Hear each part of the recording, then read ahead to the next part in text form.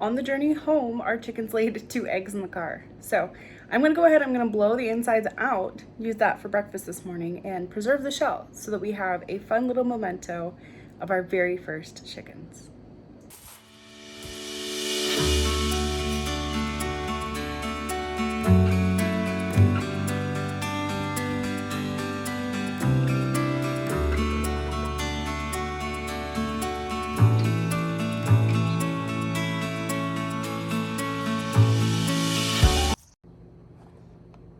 If you've never blown out an egg, it's a super easy process. You poke a hole in both ends, give it a good shake, and then just blow forcefully from one side so that the egg comes out the other.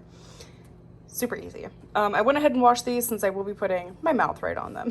So we have eaten quite a few of their eggs. These are not the first eggs we're eating.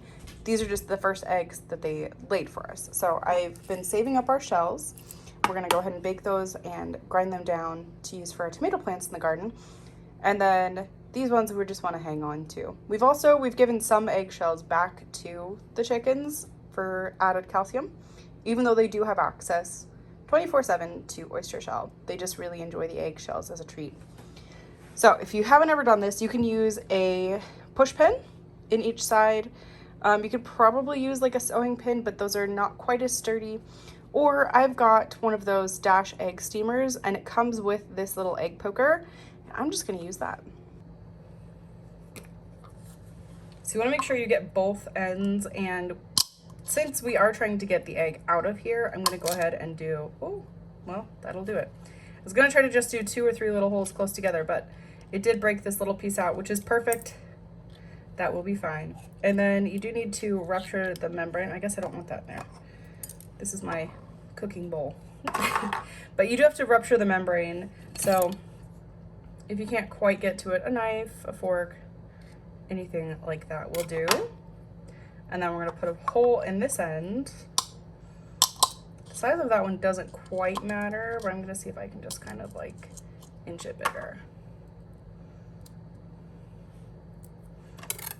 And then you can see the egg is like already trying to exit the hole there. So it's not hard. And then you just blow on it.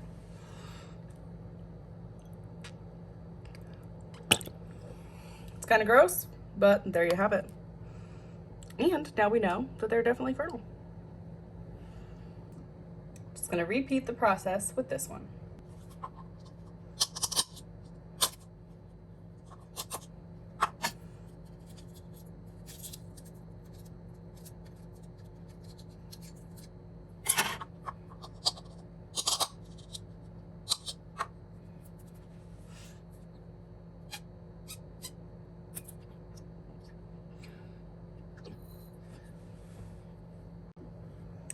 I'm gonna save this off for my breakfast, like I mentioned. And then really that's it. So they're empty. You might see a small amount of drainage still for a day or so, but if you just set it on like a small piece of paper towel or anything like that, you'll be able to catch any of it. Ronnie built me this shelf in our window here for all of our treasures. So I'm gonna go ahead and find them a home up here. There they are. I did add a little piece of paper towel just in case, and one of these feathers that our rooster gave us.